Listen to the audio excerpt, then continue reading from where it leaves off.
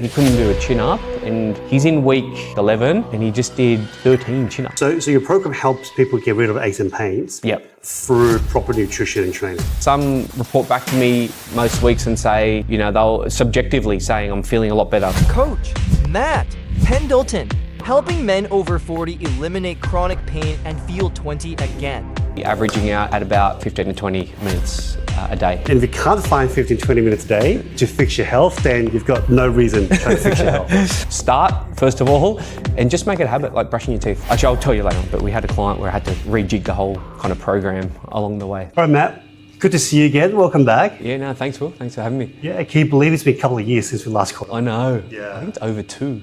Yeah, it's around 2+ years. Nuts. Yeah, it's nuts. Time flies. Yeah. So, what have you been up to the last couple of years? More of the same, but obviously launching my online program now, Pain to Power. So, Coach Pendo. Yeah. But more, a lot of the same. A lot of time with the family, the kids, things like that, and. Not a lot's changed, to be honest. Well, you're still keeping really fit. Obviously, I can. From what I can see. It's a habit. So it's like brushing my teeth. I get up in the morning and I do my exercise 6 days a week religiously, and just pretty strict with the food and everything, and don't miss. Yeah, well, I want to talk about that because it's since the last time we caught up, I feel like I personally become a little bit lazy and inconsistent, with my workouts and things like that. And I'm also, because I'm turning 46 this year, I'm starting to feel pain, aches and pains, different parts of my body.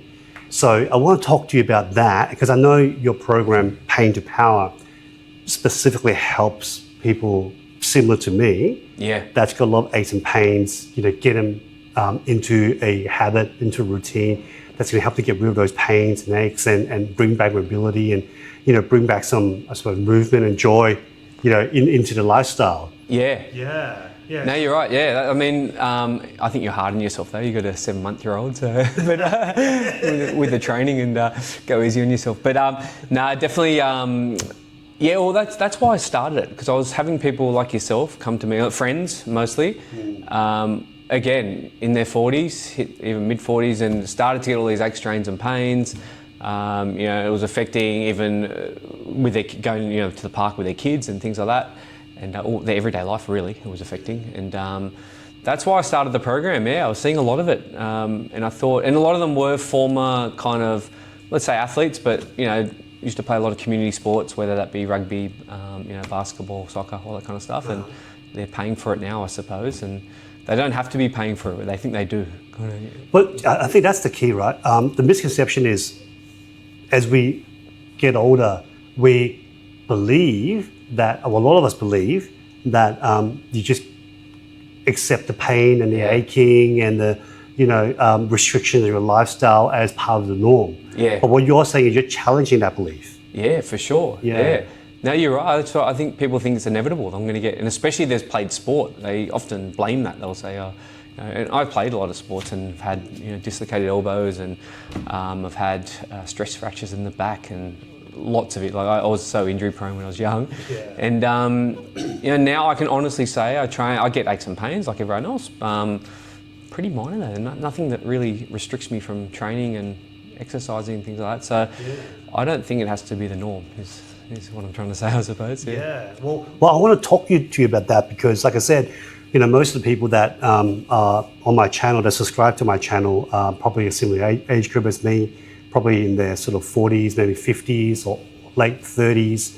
Most of them, have family, children, have a busy lifestyle, either working for themselves or working for somebody, and a lot of times taking care of yourself becomes a second priority. It doesn't become a main priority. Yeah. Right. So I want to see what you've done to help your clients so far. Yeah. Sort of get out of those sort of, bad habits or daily routines and reintroduce good daily habits, and how to get rid of those aches and pains. But before we get into that, I think a couple of years ago when we caught up, you were still doing your nutritional course, I think. Oh yeah, no, finished that, so it's done and dusted. Yeah. Okay, so can you just update us, like what's your qualification now? So nutritionist. So it was a Bachelor of Food and Nutrition. So yeah, nutritionist. So I've actually now helped in those last 2 years. I should have mentioned, but with Randwick Rugby, the football. So I've done a lot of one-on-one kind of nutritional coaching with some of the younger guys there, especially. Great. So I've used it in that regard with some athletes, which has been good, and obviously with my clients now with the program. But yeah, so nutritionist is what the qualification is, I suppose. Yeah, nice, nice. And okay, so obviously you're qualified nutritionist, and as part of the program that you're offering at the moment, does nutrition become part of that, or part of that? It's a comprehensive program. So what I'll do at the very start of the program, I'll work out all calorie needs, protein needs, the full shebang, right? And then typically for clients, what I'll do, I'll draw up a 3-day program. The reason I do that is I could give anyone a 7-day program, right? A food plan and say, eat this, eat this.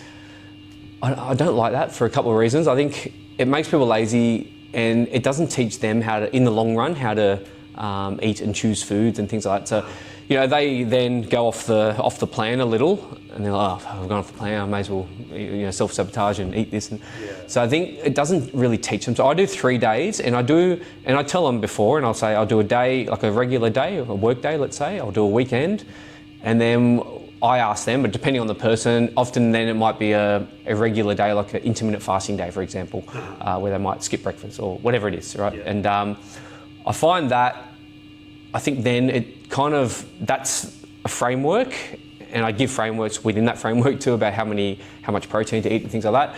But I think having a framework and then working together, then regularly we'll go over, and like I've got a few at the moment where we've started with that plan, the calories, and it's not working for them. Their weight stalled, not losing, and then we've had to tweak things, and it's I mean, that's how it is. I think it has to be so individual with nutrition. So we start with a framework and a plan, but that gets tweaked. I say every 4 weeks, but often clients, like I just had one before I came in here, call me or message me, and that's only been a week. So we're already gonna just mix things up a little, just tweak, bring the calories down a touch. It depends how aggressive they want to be with their weight loss, so that it's that. Or so basically what you're saying is, for every client that you're working with at the moment, their nutrition is all customized. Oh, 100%. Yeah, it has to be. So why is that important? Because I see all these websites out there, right, where you can put in your details and they'll spit out, a 30-day, meal plan for you. Right. So what's the danger of those type of websites and approach? Like I said before, I think it makes people lazy as well. You're not learning anything about nutrition. You're just reading off the paper what to eat, and then you're doing that. You're not really learning about your protein, your carbs, your fats, how many calories, things like that. You're just following basically a script, which I think it's important for the long run if you want to make this work in the long run. And that's another thing. When I take on clients, I set that plan and I get them to look over it, and I say, do you think that this plan is something you could do for the rest of your life? Could you eat this way? If it's not, we have to change it because it's not going to work. You know what I mean? So I don't want this because my program's a 16-week program. I don't want it to be 16 weeks of, really strict eating and things like that, and then they go back to their old ways and put back on the weight, or they go, get aches and pains or whatever. I want that to be a lifetime thing. So that's an important question I ask. And I say that with the training plan too. As soon as they start, I'll say, is this something you can pitch yourself doing for the rest of your life? If that's a no, we have to change things up. And so the danger of those, it makes people lazy. I think again, I can't bag them too much. They're pretty good now with protein, carbs, fats, and calories and things like that. They're pretty onto it, and food choices. I mean, some of the AI stuff can give you a lot of that. But I think even then, it still needs to be tweaked. Everyone's different. I actually want to talk to you about the AI coaches, but I'll come back to that in a second. But in terms of your 16-week program, what's the number one or number two things people can expect from it? Yeah, so I think nutrition's definitely one of them, and that's tailored, individual, but the training plan is the same. So it's tailored, it's individual as well. I break it into 4-week kind of blocks. So week one, and I actually brought some notes just in case I forgot anything. But what did it get out of doing the program? I mean, nutrition and training obviously is really important. But why did they come to you in the first place, and what do they expect to get out of it? So I think accountability is a big one as well. I think people need that. And they come to you for aches and pain. Oh, in the first part, I was saying originally why they come. Sorry. So why do people come to see you? Yeah. So I think So aches, like I was people like yourself at the start of this podcast you mentioned. I had so many of those coming to me. Okay. And it's been aches and pains. That's been the biggest one, no doubt. And mobility has actually been probably the next thing as well, which go hand in hand, I suppose. They've probably been the biggest things people come to me in the first. And off the back of that, a lot then.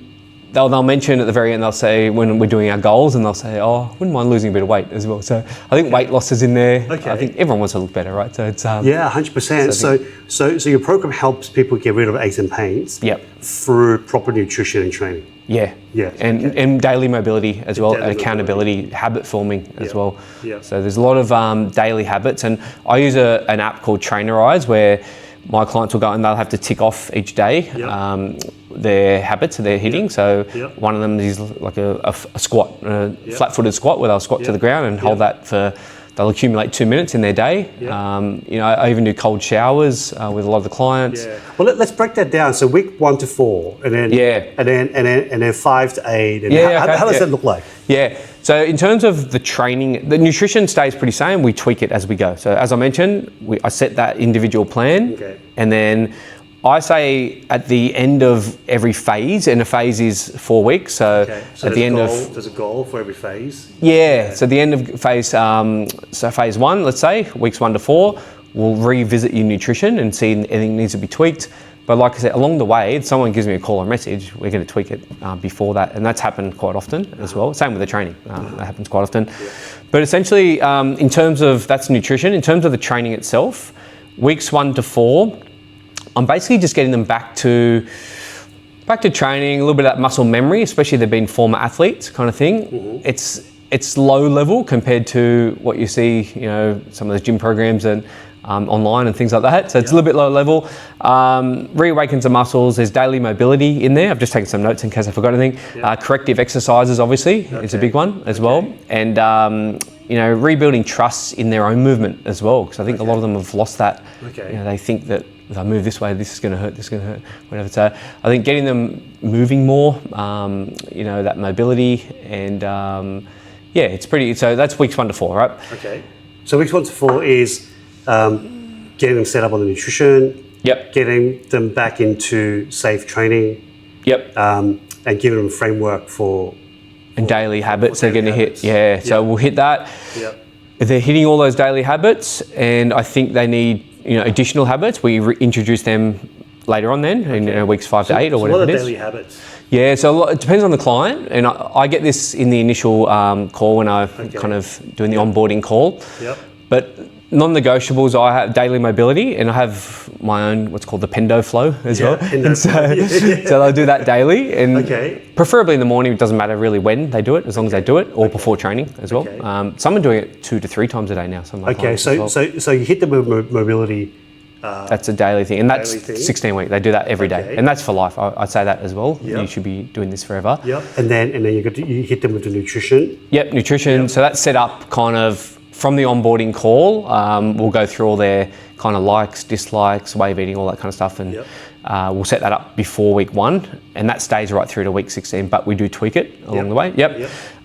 Cold showers is another one. I try and get a little bit of cold exposure for clients. Why is that important? I start slow with that. It builds a bit of mental resilience as well, I find. And I like to put that in early for that reason as well, in weeks 1 to 4, that mental resilience. That's one reason. There's benefits in terms of circulation, in terms of, even you could even say digestion if you want to be right there, which goes in hand in circulation. But no, I think I do it for mental kind of benefit more so than anything. Because it's pretty low level. I'm just getting to have cold showers for, I think I start with 30 seconds kind of thing. So it's not much, just to build that kind of mental fortitude, I suppose, which helps with everything in life, I think. So that's one of them. Depending on the client, again, steps, a daily step count. For some, I will. It depends. So they're office-based, so I often do that as well. I'll get them to get a step count in. They're probably the 3. Probably daily mobility, the what was the other one I said? The culture and steps I get them to start with at least. Okay. And then we kind of build from there. And there's going to be any others along the way. So that's all in week 1 to 4. And then, the training itself, like I said, it's a lot of body weight training, I should mention as well, in weeks 1 to 4. Okay. And I'm always big on that. I think if you can't control your own body weight, I don't think you have any right lifting any weights or do that. Yep. A lot of my clients train from home anyway, so they'll just have an exercise band, for example, and do that. But I do start them with a lot of body weight and pretty low level, but enough to challenge them, of course, and make it physically challenging. But and again, we tweak that along the way as well. Like actually, I'll tell you later on. But we had a client where I had to rejig the whole kind of program along the way. But why is that? I'll tell you now. So I think we got through weeks 1 to 4, and he worked from home and had a young one. So he's got a young one under 2 years old. Yep. And he was finding he gets up. He's like me. He gets up at 4 a.m. in the morning. Yep. And he was going to bed early, obviously. But then his days were just blowing out. He wouldn't get the training in, and so then he was training at like 7 o'clock at night till almost 8, and then trying to go to bed. Yeah. And just like, this is not, I can't do it. Like, it's burning me out, kind of thing. So what we did then, we broke his training up into like chunks, 10-minute chunks throughout the day. Okay. So let's say it was a superset of a row and push-ups, and then he went on to do legs or whatever. What we did, we'd do the row, the push-ups, he'd be at his desk, and then we had 4 chunks throughout the day. He'd go out for 10 minutes, he'd do, 3 sets of rows, 3 sets of push-ups, superset, go back to his desk, do his work. Next chunk, he'd come out, do the leg portion of it. So he still get all the program in, but he'd just break it into 10-minute chunks throughout the day. And, Interesting. And it's working really well for him. He's, he couldn't do a chin up, and he's in week 10, I want to say. No, he's in week 11, and he did 13 chin-ups. 13 chin-ups? 13. Yeah, wow. Yeah. Wow, so it went from 0 chin-ups to 13 chin-ups in like 10, 11 weeks. He used to be an athlete though, so he'd probably a lot of muscle memory and stuff like that. Okay, but still that's really impressive. Yeah. And he's doing push-ups. He's doing over 20 he's got a 9 kilo vest that he wears now, and at the start he could do 10 just with body weight. So, nice. So some really good improvements there. But by doing that system, just breaking it up into 10-minute chunks. So, Okay. So that's initially. Then we start to weeks 5 to 8. I call it rebuild, and we start to lift the intensity. Right. I think now the body's broken in, especially they've been former athletes. I think they can, you can bring them back a little bit quicker as well, depending on the person.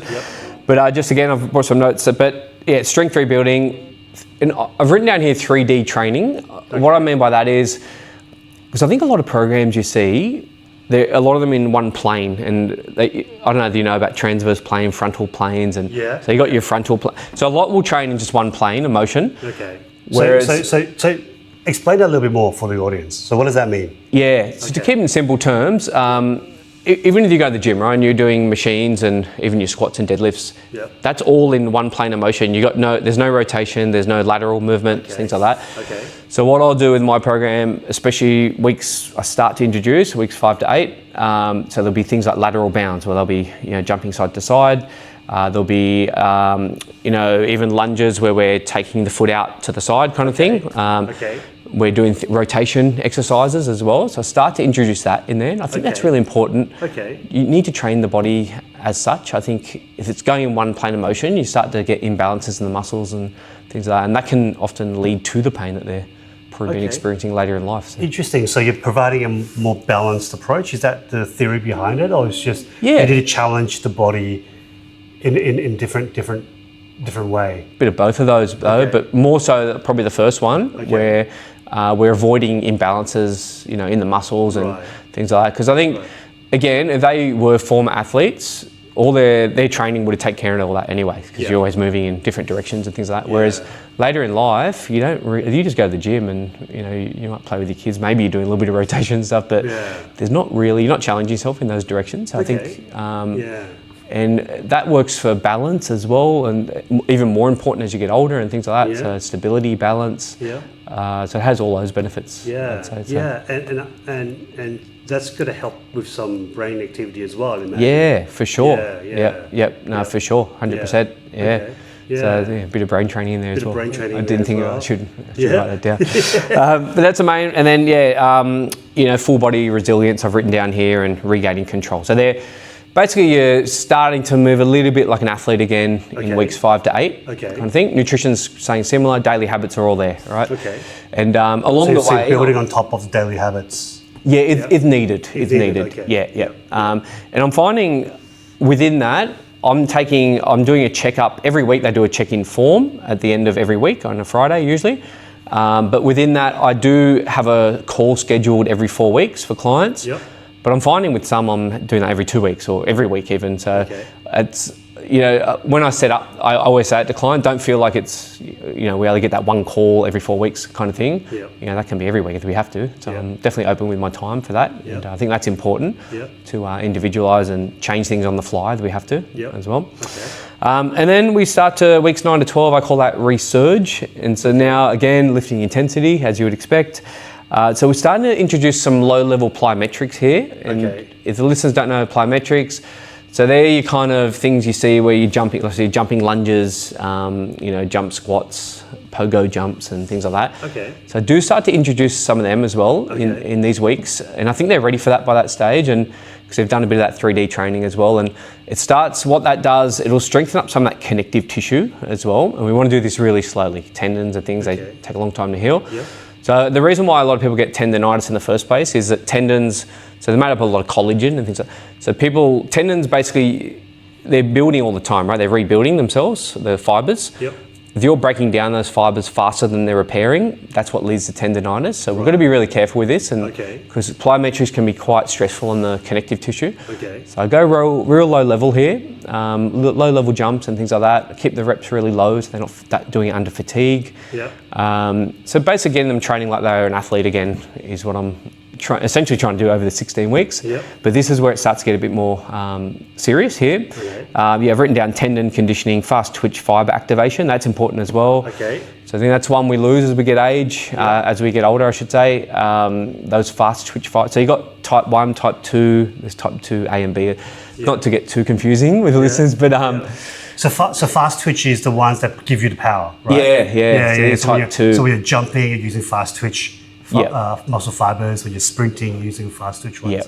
And they're the ones that go as we get older, because we don't use them. You don't essentially, probably after, I don't want to say, well, they say after the age of 30 or so, you don't really, not many people do, unless you're playing, sports on the weekends or whatever. You never really sprint, right? No. Well, you've got young ones maybe sometimes, but so I think that's important. And they're really good for power, for strength, for the muscle size as well, which we lose that as we get older as well. So we want to definitely keep the muscles, and that helps with balance and all that kind of stuff as you get older as well. But I think people just feel good doing those exercises too. The jumping and things like that. You feel like you're a bit of an athlete again. And I think that's why I still do the sprints and stuff like that. So that's good. Just feels good when you do it. Basically, that good rush afterwards. So that's that. That's 9 to 12. Again, nutrition staying similar. Daily habits are staying similar, unless we have to tweak all that as well.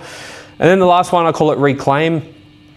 This is again athletic, and I like by this stage, especially I don't promise everyone, and only they want to. But I say, if you want to sprint by the end of the 16 weeks, a full out sprint, I'll get you there for sure.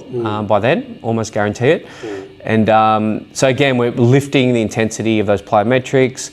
I do, with some clients, I'm doing a bit of sprint prep along the way as well. So within that, they're doing their resistance sessions, and they're doing a little bit of, if they want that, if that's something they used to do in the past and they like, because that has a lot of benefits, sprinting. We could spend a lot of time talking about that as well. Yeah, let's talk about it in a second, but so that's, and basically feeling 10 to 20 years younger again is what the ultimate goal is, and feeling more athletic. And so that's the end of those 16 weeks, and that's what.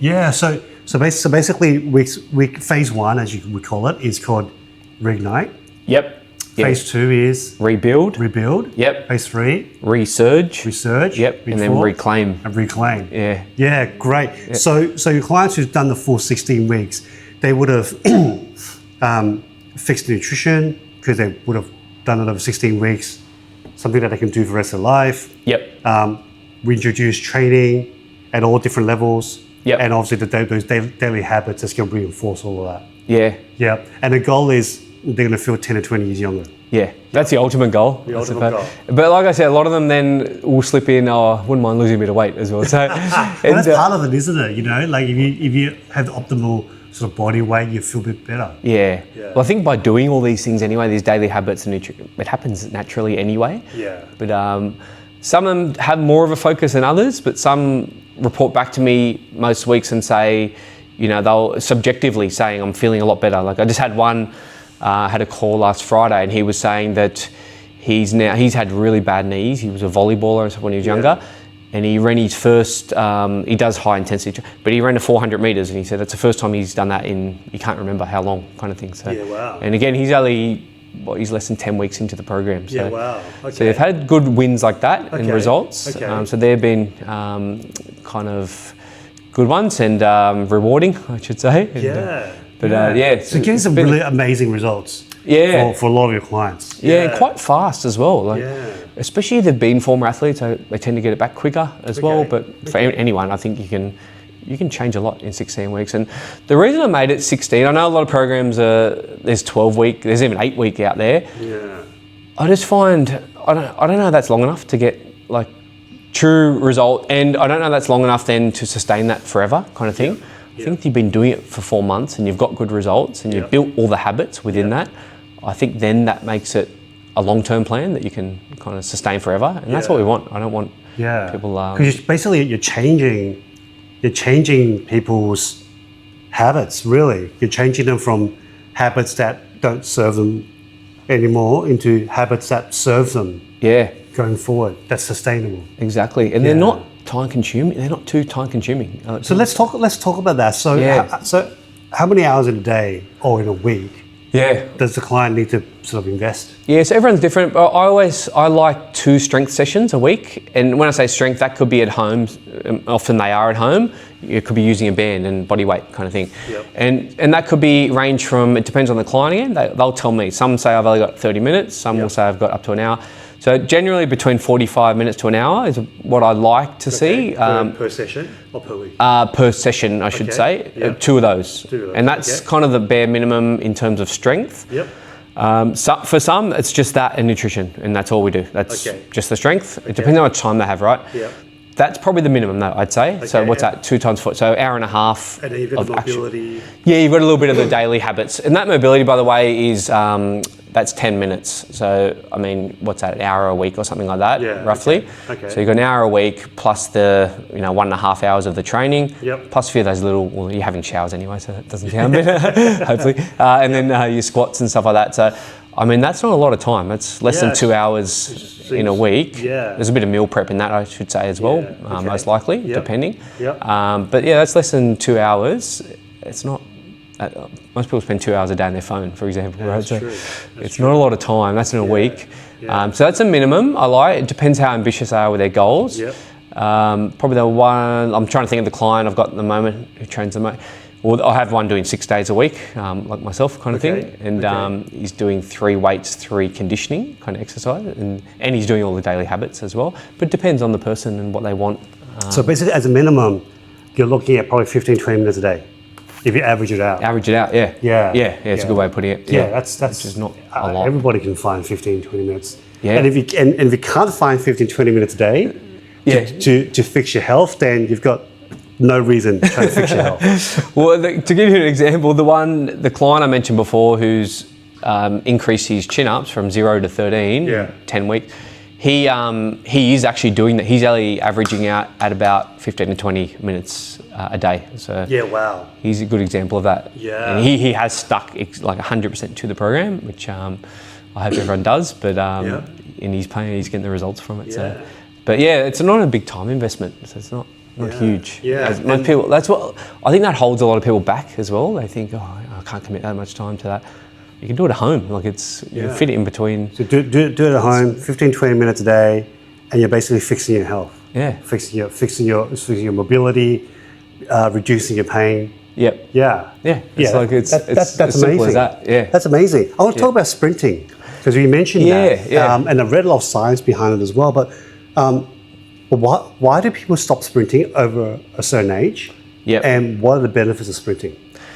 I think people stop because there's no need to. Like, why? Unless you're running for the bus or something. Like, when do you sprint? Really? Like, unless you play sport, or like I said, you have to run for a bus or something, and people then pull a muscle most likely. Even if people need to run for a bus, they don't sprint. They just jog a little bit. That's right. But and then like people will go and play with their kids at the play and pull a muscle, like a hemi, or because they haven't no condition, they haven't done it for so long, kind of thing. So I think people just stop doing it.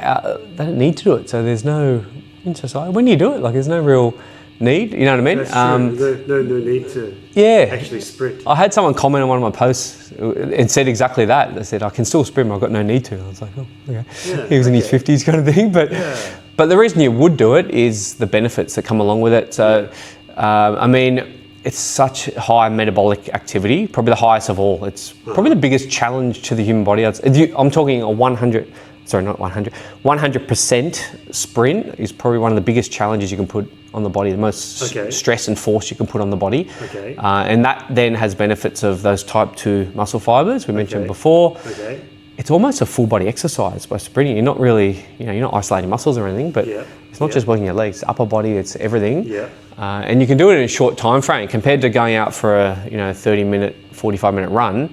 You can get down the park and do your, 5 sets of 50-meter sprints or whatever it is, and get the same workout, even, I should say better workout, I'd say. And you're strengthening all those tendons and things like that, and you're probably less likely then to actually get injured when you go out. Let's say you go with your kids to the park and you're throwing a ball and you run and whatever, and that's how a lot of people get injured, surprisingly. So high intensity, full body workout, but what other benefits? Yeah, metabolic, and so for fat loss as well. Probably, I'd say better than your slow kind of endurance activities for sure. You're burning. There's theories about, so when you do your slow endurance, you're burning more fat at the time. Whereas when you do your high metabolic activities, you're then burning fat post training a lot longer kind of thing. So there's definitely those benefits as well. But it just what about psychological feels benefits? Good. Like like sprinting, because you're using both sides of the body. Right. There's definitely that coordination factor. So for your brain as well. I suppose a lot of running though, you're still doing that a little bit. But there are theories about that cross. So people do those A skips. I don't know if you've seen those. That's a sprinting drill. And that's got that, because there's different parts of your brain and how they interact and things like that. So there's definitely brain benefits as well. But you feel good doing it too. I always feel really good after it. I never felt bad after, unless I've done the injury. But I never felt bad after doing a sprint session. I always feel really good. You're on a good high. But there's a lot of obviously physical benefits, mental as well. Like so do you sprint on a do you sprint up the stairs and down the stairs, or you sprint? I do on the flat myself, and most clients I get on the flat. And to be honest, weeks 1 to 4, if they're keen on doing this, it's a real low level. Like they're going at 50% kind of of their max kind of thing. And even by the end, I don't, unless they want to, I don't get them up to 100%, because there's a big difference between sprinting all out 100 and even 90%. The challenges on your body and your hamstrings and calves and Achilles and things like that. So you have to be careful with this stuff, right? To prevent injury? You've got to be really careful with this stuff. You have to do it slowly and progress it really slowly. And but I think it's worth doing. I think the benefits are there, and if you've been a former athlete as well, like I said, it feels good to be back sprinting and running again. And it doesn't have to be 100%. Still feel good getting out 80%, whatever it is. But just getting out there and feeling the wind as you do it, and it's good. Yeah, that's great. I want to talk about nutrition a little bit. So recently in America, they've changed the food pyramid. Right? I'm sure you've read about that. I personally think it's a very good move. I really like what they're doing over there at the moment, challenging some of the old sort of belief systems or just probably inaccurate research, perhaps, for lack of a better phrase, in terms of like nutrition and things like that. So they've changed it. So they kind of like flipped the pyramid upside down in a way. Right. So putting more fats, less carbs, less grains and things like that. What's your view on that? Oh, that's the way I eat personally myself, mostly anyway. I think it's good. I think it's definitely good. I'm only worried that then people are going to eat that way, like more eggs, more meat, but they're still going to eat the processed stuff on top of that, and that could be catastrophic to their health, kind of thing. Okay. That's the risk, I suppose. But again, a lot of the time when you eat those foods that they're mentioning, those higher protein foods, you don't feel like that other stuff anyway. It blunts your appetite a little bit for those ultra processed foods. But so. but I think there's merit in that. Again, like for myself, I've got genetically high cholesterol, right? So that diet probably doesn't work for me that well. Like, let's say a lot of eggs and a lot of red meat and things like that. So I've got to be careful in that way. Okay. But for the average person, and then they've got to be careful. Are they going to choose lean red meats, or are they going to go out for the fattiest cuts? You know what I mean? As long as people not just look at, they've flipped it and now I can eat as many eggs as I want, as much red meat as I want, kind of thing. Yeah. And butter, as much as I think they're recommending butter and things like that. Yeah, butter. Yeah, because that's fats. I think it's still a step in the right direction. Okay. But they're still going to be careful now, because I don't know what people's knowledge are of these type of foods, and then they're going to stack other stuff on top of it. Yeah. It could end up being even worse. Yeah, because I think the main purpose of that is just to reduce the amount of grains. Yeah. People are consuming, and processed grains. Yeah. To that matter. That's definitely a step in the right direction. Yeah. A lot of stuff can be inflammatory, and a lot of aches and pains can stem from different types of grains and how people react to them. So. Yeah. My wife's recently gone gluten-free across everything, and I'm like, I don't know if you have to go gluten-free across everything. So is she feeling better for it? How long's it been? Was it? Oh, ever since she got pregnant, like probably over a year ago now. Oh yeah. Yeah. She says she feels better. Yeah. Yeah. Because I don't know. Sometimes I think it's a placebo effect. Yeah. Oh, I don't know. I feel better doing it. Yeah. Yeah. So I don't eat any grains throughout the week, and I don't have any. I don't have any dairy either throughout the week. Okay. So no yogurt? Tiniest bit of. No, I don't. Okay. Tiniest bit of cottage cheese kind of thing occasionally, just for taste. But no, I don't eat any. Yeah. So very little dairy and no grains. Yeah, it's personal preference. Again.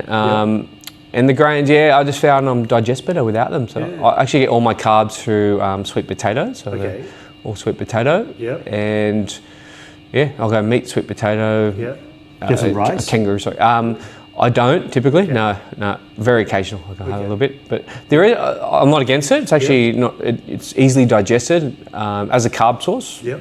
It's a good carb source. Yep. But I find if I had to choose between that and sweet potato, rice I could sit down and eat 2 bowls of rice quite easily. It's very easy. Like hundreds of grams of carbs. Easy, yeah. Whereas sweet potato, because it's quite filling, and I buy those purple ones or Hawaiian. It's very dense. Dense, they're like taro kind of the ones I get. Yeah. And they're dense and they're hard to put down a lot. So I restrict my calories that way just by doing that. And, interesting. Because I've got quite a big appetite, so I can keep going. No real off switch. So if I can fill up on things like that and still get some carbs, but not overdo it, then that's a win for me. But so that's a typical day. Like it would be like kangaroo is one of my go-to meats, or fish, salmon or any white fish. Have that. Vegetables, pretty much anything, cauliflower, broccoli, whatever it is, eggplant, and then some sweet potato. Usually after training I'll have that sweet potato, and at night I'll have it as well before going to bed. So I have that to induce sleep as well, the carbs at night kind of thing. I know the old theory was no carbs at night kind of thing before bed, but it actually helps with sleep. And and I mean I'm pretty active throughout the day though, so I probably can tolerate the carbs as well, carb sensitive. But so I'll have that before bed, and or my last meal I should say, which is 3 to 4 hours before bed. Before bed, so not exactly. Yeah. But that's a personal one anyway. But. Okay, interesting. Well, I think we've covered off a lot today, and I think your program is really interesting. I think, like I said earlier, like most of my subscribers are in a similar sort of age group as me. Probably sort of their late 30s, 40s, and probably 50s or late 50s. And I know a lot of them are dealing with some sort of ache and pain. I know personally, like both my knees are shot, my lower back, I've got a slip disc. I'm constantly slouching over the computer. I think we're all dealing with the same things like that. So it's really actually refreshing to see someone out there that's introducing a program where it's actually relatively easy to pick up Because you only talk about 15, 20 minutes a day. Yeah. In terms of commitment.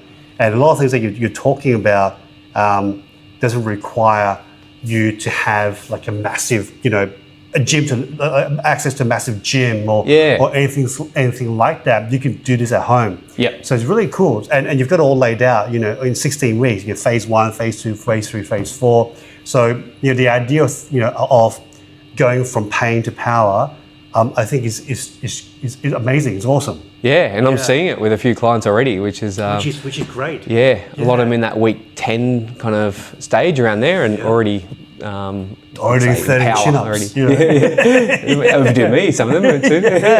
That's really cool. So Matt, where's the best place for people to find you? Yeah, so Facebook as well, under Coach Pendo, Instagram, again, Coach Pendo, and TikTok as well. Yep, so Coach Pendo. Coach Pendo again. Yeah, cool. All right, we'll put the links below. Yep, that'd be and any sort of closing remark, any sort of maybe like 1 or 2 hacks that people can, if they forget everything that you've said in this podcast, what are 1 or 2 things that people can take away and just apply straight away? Yeah, I think just start. I've had so many people DM me and say, I've sent them mobility plans and they say, I'll start this next week, Monday. Just start is number 1, get started. Right. Yep. But I think if you're fitting into the kind of demographic we mentioned, I think start with mobility. And I think people give up too easily with that. They start it and they say, I've never been flexible in life, I'm never going to get flexible. And they start it for a week and they don't see results and they just give up. And that's the story I see a lot with. So I think mobility, start first of all and just make it a habit, like brushing your teeth. Just start and stick with it. Stick with it every morning or whatever time day suits you. 10 minutes, all it takes. And just stick with it. It's consistency. Yeah, that's great. That'd be the... Yeah, that's amazing. All right, so start and stick with it. Simple, but it's so true. Yeah, so true. Most people don't get started. Exactly, and they lose they lose focus. Yeah. That's cool. All right, thanks, Matt. No worries, Will. Yeah, thank you. Enjoyed Thanks for having me. Yep. And I'll see you next time. Yep, for sure. Thanks, Will. Cool. All right.